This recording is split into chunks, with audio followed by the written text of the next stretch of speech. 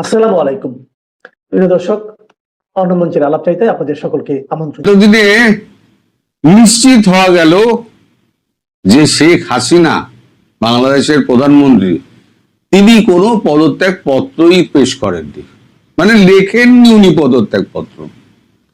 তার কারণ হিসেবে এই যে ইন্টারন্যাশনাল কোর্ট অফ জাস্টিসে তার যে মামলাটা লিস্টিং হয়েছে, লিস্টিং হওয়ার আগের খবরটা আপনাদের আমি দিয়েছিলাম, গতকালকে লিস্টিং হয়েছে।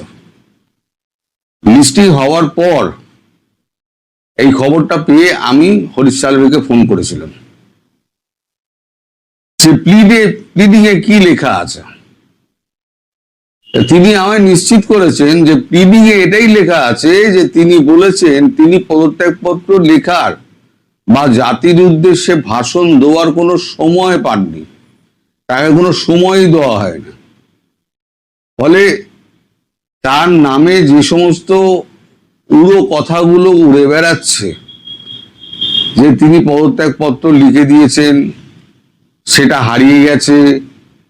তারপরে তিনি পদত্যাগপত্র 3 পাতার লিখেছেন না 2 পাতার লিখেছেন, সে নিয়েও বিতর্ক তৈরি হয়েছে। আবার কেউ কেউ বলছেন যে তিনি ভ্যানিটি ব্যাগে পড়ে আবার পদত্যাগপত্র নিয়ে চলে গেছেন। যে মানুষটা পদত্যাগপত্র লেখেনি তার পদত্যাগপত্র নিয়ে এত হইচই। যদি হইচইটা আমি প্রথম শুরু করেছিলাম যে আইসিজেতে তিনি যাচ্ছেন, গিয়ে তিনি দেখাবেন যে আমি পদত্যাগ করিনি, সুতরাং আমি বৈধ প্রধানমন্ত্রী। এখন সে যাই হোক, তারপর থেকে পদত্যাগপত্র নিয়ে খুব হইচই শুরু হলো। এখন যে লেটেস্ট খবরটা সেটা হচ্ছে যে তিনি কোনো পদত্যাগপত্র লেখেননি এবং তিনি সঙ্গে করেও আনেননি।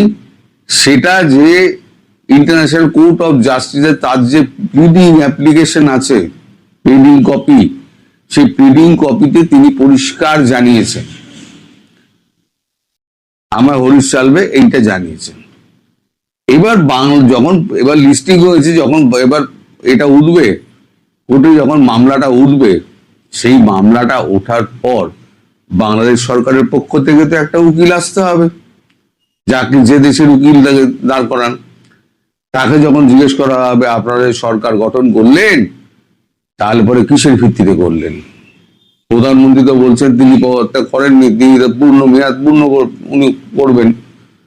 আপনার দেশে এমন অস্থির অবস্থা তৈরি করেছিলেন যে ওনাকে মানে কিছু সময়ের জন্য দেশের বাইরে চলে যেতে হয়েছিল।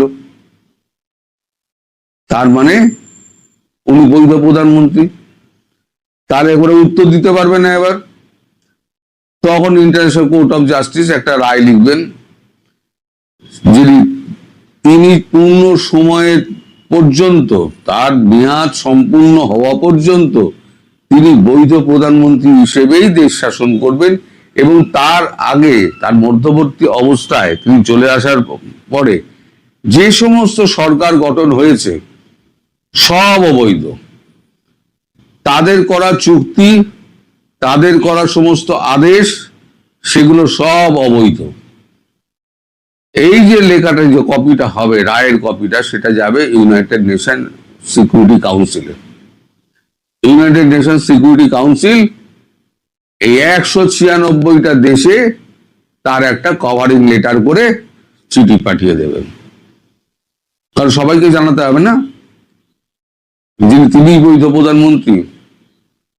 তা আমি বলেছিলাম 2 মাস, কিন্তু এখন যে অবস্থা দেখছি 2 মাসও লাগবে না। তার কারণ হিসেবে গতকালকে একটা দুঃখজনক ঘটনা পেলাম। তোয়াফেল আহমেদ, তিনি বঙ্গবন্ধুর দীর্ঘকালের সঙ্গী এবং এই মানে স্বাধীনতার যুদ্ধে তিনি বরাবর বঙ্গবন্ধুর সঙ্গেই ছিলেন, তিনি দেহ রেখেছেন। তার আত্মার শান্তি কামনা করি। কিন্তু তারপর তার জানাজার পর গুলশানে, ঢাকার গুলশানে জানাজার পর যে কাণ্ডটি হলো,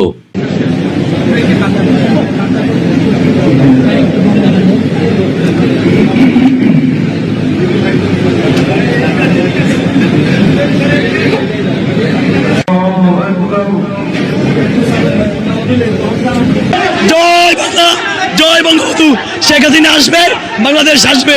জয় বাংলা, জয় বঙ্গবন্ধু। শেখ হাসিনা, শেখ হাসিনা, শেখ হাসিনার ভয় নাই, রাজপথ ছাড়ি নাই। শেখ হাসিনা। দর্শক দেখতে পাচ্ছেন এই মুহূর্তে জয় বাংলা স্লোগান দিচ্ছেন ধানমন্ডিতে। দর্শক যেমনটি দেখতে পাচ্ছেন তোফায়েল আহমেদের যে জানাজা, ঠিক সেই জানাজায় জয় বাংলার যে স্লোগান সেটি কিন্তু দিচ্ছেন। আমি যদি বলি বর্ষিয়ান রাজনীতিবিদ আওয়ামী লীগের, তার জানাজায় কিন্তু ইতিমধ্যে জয় বাংলা স্লোগান দিচ্ছেন নেতৃবৃন্দ। এই যে দেখছেন না যে এই যে মিছিল, এগুলো কিন্তু বহরে আরো বাড়বে। এটা হচ্ছে ওই হাম গুটি বসন্তের মতো, ছোঁয়াচে রোগ। এ নাবছে আমি নাববো না কেন, ও নাবছে আমি নাববো না কেন, এই করতে করতে দেখবেন মিছিলের বহর বাড়বে।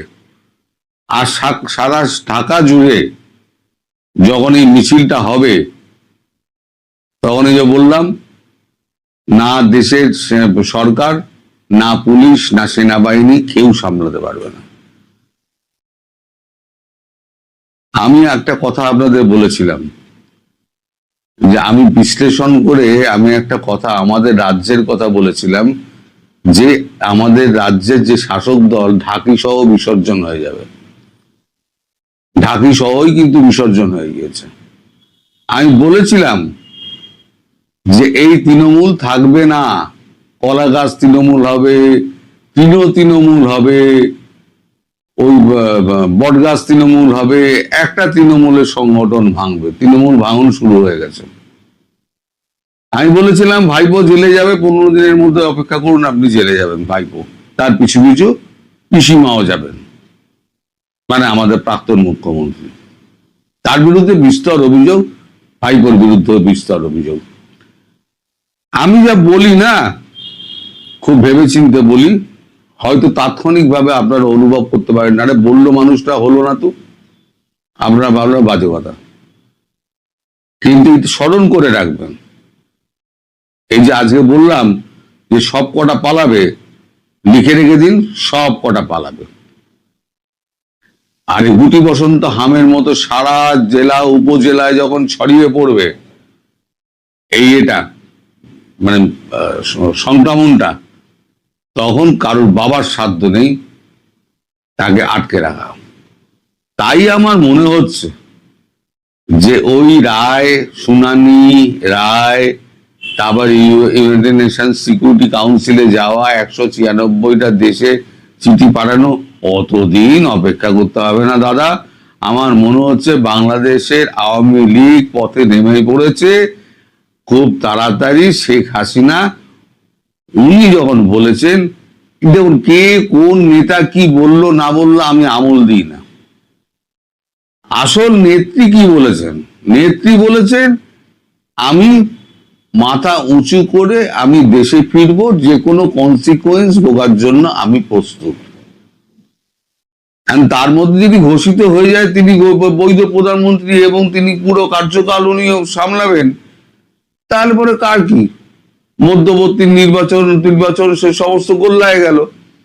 এই আমেরিকার সঙ্গে চুক্তি, অমুককে জেল থেকে ছেড়ে দেওয়া, এদের সমস্ত মাফ করে দেওয়া, এই যত শয়তানগুলো আছে তাদেরকে সমস্ত মাফ করে দেওয়া, এগুলো বিল ফিলগুলো সব জলাঞ্জলি যাবে, আর প্রত্যেক কটা জেলে যাবে। ইউনূস ফিরবে কি ফিরবে না আমি জানি না। ইউনূস অত্যন্ত ধুরন্ধর, সে হয়তো বাইরে বসে জল মাপছে, সেও খবর রাখছে। সে ফ্রান্সে বসে আছে, নেদারল্যান্ডের হেগে কি হচ্ছে সে খবর রাখে না, সে ঠিক খবর রাখে। সেও জল মাপছে, জল মেপে হয়তো আসবে, এসে আবার পুট করে কেটে পড়বে। সে থাকবে না, কারণ থাকলে তাকে ফাঁসির দড়িতে ঝুলতেই হবে। যে আপনার নেত্রী যখন বলেছেন ফিরবেন, তিনি ফিরবেনই, এবং সেটা আমি 2 মাস অনেক বেশি হয়তো বলে ফেলেছি, কিন্তু 2 মাসটাতেই আমি স্টিক করছি। এর মধ্যেই উনি ফিরে আসবেন এবং সেদিনকে যে অবস্থা হবে আমি মানুষ চক্ষে দেখতে পাচ্ছি, মানুষ চক্ষে দেখতে পাচ্ছি আমি সেদিনকে কি অবস্থা হবে। এখনই যদি এই হয় তাহলে সেদিনকে কি হবে, যেদিনকে উনি ঘোষণা দেবেন যে আমি অমুক দিনকে ঢাকা এয়ারপোর্টে নামছি, সেদিন কি হবে। আর একটা কথা আমি বলেছিলাম যে আপনাদের বিমান এসে ওনাকে পৌঁছে দিয়ে গেছেন, আপনাদের সেনাবাহিনীর বিমানে কিন্তু ওনাকে নিয়ে যাবেন। এবার আপনারা অনেকে প্রশ্ন করবেন যে এই অবস্থার মধ্যে কি করে উনি ফিরবেন, এত এত সমস্ত মৌলবাদী রয়েছে, সব ব্যবস্থা করে দেওয়া আছে। আমাদের এখানে যে লোকে যখন জিজ্ঞেস করে আরে এ কিউ করনা হ্যায়, মুঝে থোড়া সোচনা পড়েগা, তো তখন বলা হয় तू चुपचाप काम करते जा, सोचने वाले दिल्ली में बैठे हैं। অর্থাৎ দিল্লিতে যারা বসে আছে না, তারা আপনার আমার থেকে অনেক বেশি চালাক, ধুরন্ধর, চালাক নয় ধুরন্ধর। একটা টিম কাজ করে, থিঙ্ক ট্যাঙ্ক, 400-500 লোকের একটা থিঙ্ক ট্যাঙ্ক কাজ করে, সমস্ত রিপোর্ট আসে। এবং জানবেন আমাদের এখানে যে সমস্ত রিপোর্ট, ইন্টেলিজেন্সের রিপোর্ট আমাদের কাছে যায়, আমাদের সাউথ ব্লকে যায়, সেই রিপোর্টের একটা কপি কিন্তু শেখ হাসিনার কাছেও যায়, বাংলাদেশ সংক্রান্ত, শুধু বাংলাদেশ সংক্রান্ত শেখ হাসিনার কাছেও যায়। ফলে বাংলাদেশের কোথায় কি হচ্ছে, কে কি করছে না করছে, সব রিপোর্ট যেমন ভারতবর্ষ জানে, তেমন প্রধানমন্ত্রী শেখ হাসিনাও জানেন। ফলে উনি যা বলেছেন ভেবে চিন্তেই বলেছেন। উনি আসবেন যখন বলেছেন দেশে, তখন জানবেন উনি আসবেন। আজকে ভিডিও সংরক্ষণ করে রাখুন, যদি না ফলে তখন আমায় যা বলার আপনারা গালি দিতে পারেন। সবাই ভালো থাকবেন, সুস্থ। বাকি থাকে না ছাত্রলীগের এই নেতা কর্মীরা, তাদেরকে চিহ্নিত করা হবে, তাদেরকে গ্রেফতার করবে, এর আর পরোয়া করতে পারছেন না।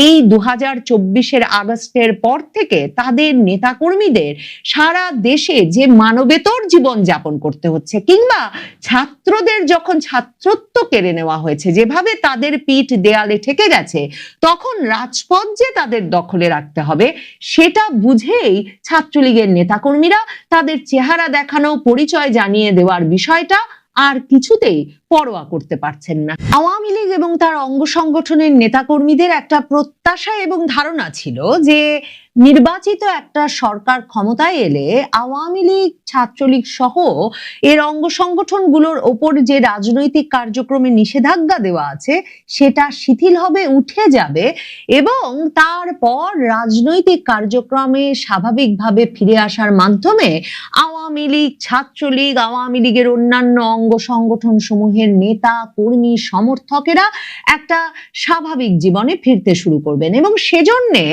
মনে করে দেখেন যে 2025 সালে আওয়ামী লীগ, ছাত্রলীগ সারা বাংলাদেশে রাজপথে, দিনে দুপুরে, ঢাকা শহরের বাংলা মোটরে, ফার্ম গেটে, শ্যামলীতে, জনবহুল এলাকায় যেভাবে মিছিল করা শুরু করেছিল, এবং যেই জায়গা থেকে শঙ্কিত হয়ে আওয়ামী লীগ বিরোধী অনেক সংবাদ মাধ্যম এবং বিভিন্ন পক্ষ লেখালেখি শুরু করেছিল যে আওয়ামী লীগ লাখো লোকের মিছিল ঘটিয়ে ফেলতে চায় ঢাকা শহরের বুকে, এবং এরকম একটা সময়ে লাখো লোকের সমাবেশ শাহবাগে ঘটিয়ে নাকি শেখ হাসিনাকে আওয়ামী লীগ শাহবাগে এনে হাজির করবে, এমন সব তত্ত্ব দিচ্ছিল আমার দেশ সহ নানা রকম পত্রপত্রিকা। সেই সময়টার পরে আওয়ামী লীগ কিন্তু নভেম্বর ডিসেম্বর থেকে একটু তাদের এই রাজপথের উপস্থিতি স্তীমিত করে আনতে শুরু করে। নির্বাচনী তফসিল ঘোষিত হয়, একটা নির্বাচন হয়ে গেলে স্বাভাবিক প্রক্রিয়াতেই আওয়ামী লীগ রাজনীতিতে ফিরতে পারবে, আইনি নিষেধাজ্ঞা উঠে যাবে। এই সকল প্রত্যাশার মধ্যে আওয়ামী লীগ রাজপথে তার উপস্থিতি প্রদর্শনে একটা বিরতি দিয়েছিল বলা যেতে পারে।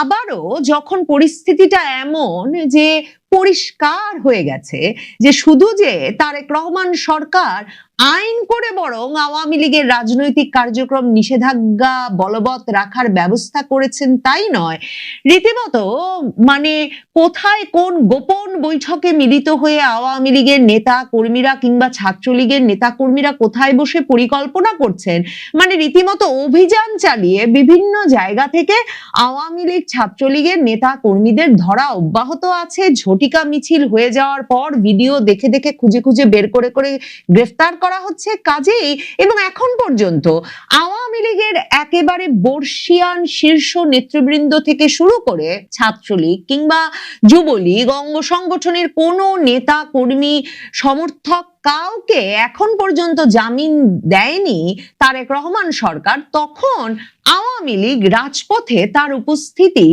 আবারও জানান দিতে যে প্রস্তুত হয়ে উঠেছে তার সকল সংকেত পরিষ্কার হয়ে উঠছে। বিশেষভাবে তখন যখন শেখ হাসিনা আন্তর্জাতিক সংবাদ মাধ্যমে সাক্ষাৎকার দিয়ে স্পষ্ট করে বলেছেন তিনি দেশে আসতে প্রস্তুত, সংবাদ মাধ্যমে খবর বেরিয়েছে, তিনি আওয়ামী লীগের শীর্ষ নেতৃবৃন্দকে জানিয়ে দিয়েছেন তিনি দেশে ফিরে বিচারের মুখোমুখি হতে চান এবং আওয়ামী লীগের শীর্ষ নেতৃবৃন্দকে দায়িত্ব দেওয়া হয়েছে যাতে যেদিন শেখ হাসিনা ফিরবেন সেদিন ঢাকার রাজপথ প্রস্তুত রাখা হয়। ঢাকার রাজপথ, বাংলাদেশের রাজপথ, দল প্রস্তুত হয়ে উঠেছে। শেখ হাসিনা সে কথাও আন্তর্জাতিক সংবাদ মাধ্যমের সাক্ষাৎকারে বলেছেন যে তার দল নেতা কর্মীরা সম্পূর্ণত প্রস্তুত শেখ হাসিনার দেশে ফেরার জন্য, আওয়ামী লীগের রাজনৈতিক কার্যক্রম ফিরিয়ে আনার জন্য প্রয়োজনীয় যে কোনো কর্মসূচিতে অংশ নিতে। এমন অবস্থায় ছাত্রলীগ একই দিনে জুন মাসের প্রথম দিনে এমন সব মানে চমক জাগানো কর্মসূচি ঘটিয়ে ফেলেছে যে বুঝতে বাকি থাকে না যে ছাত্রলীগ একটা বড় প্রস্তুতির মধ্য দিয়ে যাচ্ছে।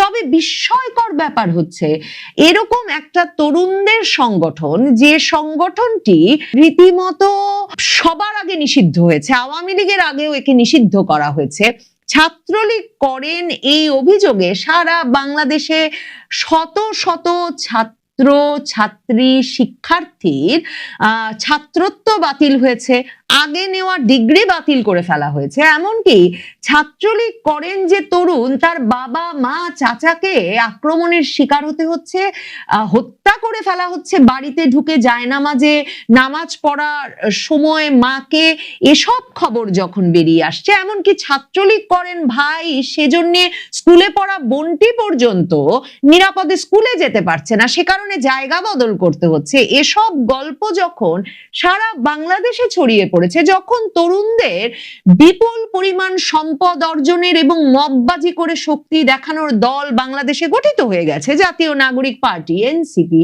তখন যে এখনো হাজার হাজার লাখ লাখ শত শত তরুণ ছাত্রলীগের রাজনীতি করছেন, ছাত্রলীগের রাজনীতির মিছিলে এমন বিপদের সময় গ্রেফতার হবেন এটা জেনেও যোগ দিচ্ছেন এবং মাস্ক ছাড়া কোন সংগঠনের তারা কর্মী সেটা জানান দিয়ে রাজপথে নেমে চট্টগ্রাম শহরের বুকে একেবারে মিছিলে প্রকম্পিত করে তুলতে পারছেন, সেটা বিস্ময়কর বটে। ছাত্রলীগের এমন একটা মিছিল চট্টগ্রামের ব্যস্ততম জিইসি মোড় থেকে হয়েছে, যেই মিছিলটিকে রীতিমতো বড় মিছিল বলে লিখতে বাংলাদেশের সংবাদ মাধ্যম বিপুল বাধার মধ্যেও বাধ্য হচ্ছে।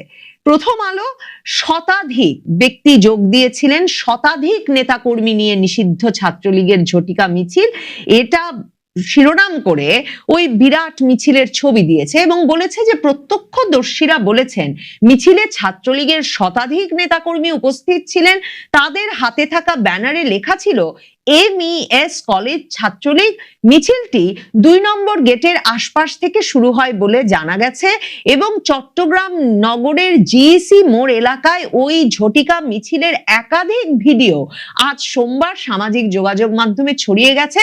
সংগঠনের ওমরগনি এমইএস কলেজ শাখার নেতাকর্মীরা মিছিলটি করেছেন। সত্যি শুধুমাত্র ওমরগনি এমইএস কলেজ শাখার নেতাকর্মী যারা নিজেদেরকে ছাত্রলীগ পরিচয় দিয়ে একটা এত বড় মিছিল চট্টগ্রাম মহানগরীতে করে ফেলতে পারেন, সেই ব্যক্তিরা মিলে একটা মিছিল করে ফেলেছেন, তাহলে পুরো চট্টগ্রামের ছাত্রলীগের বিভিন্ন নেতাকর্মী যদি বিভিন্ন শিক্ষা প্রতিষ্ঠান থেকে নেমে আসেন, তাহলে মিছিলটার আকার কি হবে? সম্ভবত সেটা মনে করেই অনেক আওয়ামী বিরোধী শিবির থেকেই এই প্রশ্ন তোলা হচ্ছে যে এই শতাধিকের মিছিল যে চট্টগ্রাম শহরের বুকে ঘটে যেতে পারলো পুলিশের নাকের ডগায়, তাহলে লাখের মিছিল বের হতে আর বেশি বাকি কই?